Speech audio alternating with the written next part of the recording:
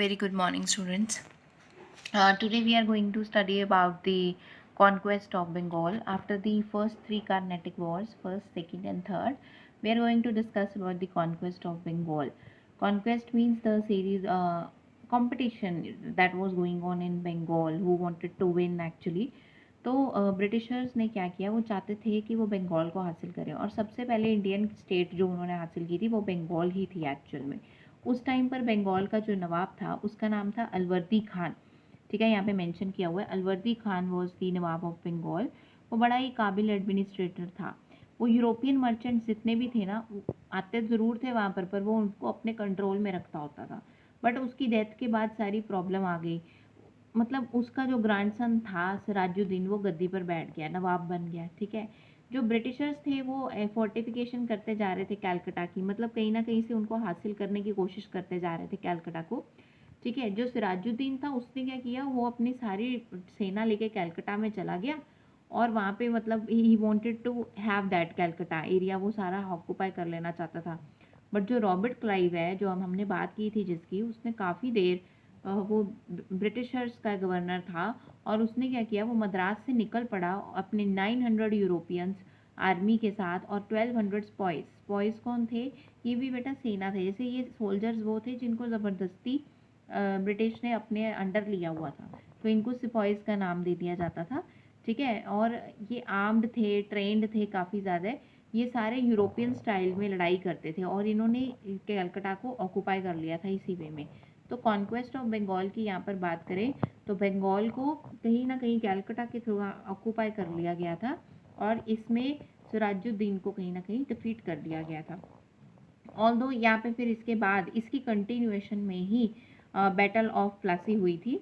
Battle of Plassey में बेटा क्या हुआ था कि ये जो थी ईस्ट इंडिया कंपनी जो रॉबर्ट क्लाइव के अंडर थी, ठीक है, उसके साथ हुआ था। और नेक्स्ट हमारे पास जो था दैट वाज दी यस, यहाँ पर देखो बेटा, यहाँ पर हमारे पास लिखा है it was fought between the forces of East India Company under Robert Clive and Sirajuddin at Plassey. ठीक है, प्लासी में हुई थी बिटवीन कैलकटा एंड मुर्शिदाबाद। मुर्शिदाबाद और कैलकटा दो एरियाज थे, वहाँ पर हुई थी। अब मीर जाफिर एक था जो कि राजा बनना चाहता था वहाँ का। उसने क्या किया, मीर जाफिर ने धोखा दिया। वो अपनी जगह का, मतलब उसको बंगाल का बिल्कुल भी कुछ, कलकत्ता का कोई लेना देना नहीं था। वो सिर्फ चाहता था कि वो नवाब बन जाए किसी तरह से सिराजुद्दीन की जगह, सिराजुद्दौला की जगह। ठीक है, अब यहाँ पे उसने क्या किया, उसने इंडियन सोल्जर्स को ही खरीद लिया कि उसने उनको खरीदा और उनको बोला कि तुम अपने हथियार छोड़ दो, और इसी वजह से रॉबर्ट क्लाइव वो वाली बैटल ऑफ प्लासी जिसे कहते हैं वो आराम से जीत गया। अब यहाँ पर क्या हुआ कि ब्रिटिशर्स ने वो सारा एरिया ऑक्यूपाई कर लिया बंगाल का, मतलब एक तरह से वो जीत गए इस वॉर के बाद, बैटल ऑफ प्लासी के बाद। और यहाँ पर नवाब ऑफ बंगाल को किसको बना दिया गया, मीर जाफर को। मीर जाफर को क्यों बनाया? क्योंकि मीर जाफर ने हेल्प की थी उनकी by bribing the Indian soldiers.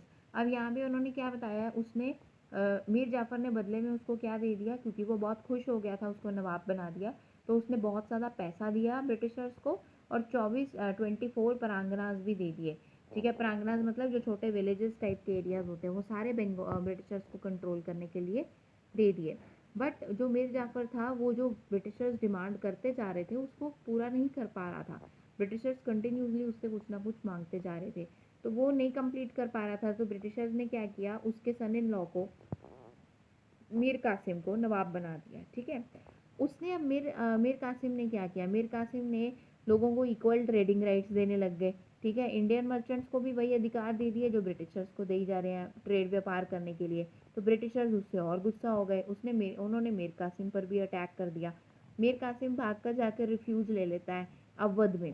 Refuse लेने का मतलब कि वो किसी तरह से अपने आप को बचा लेता है, जान बचा के। अब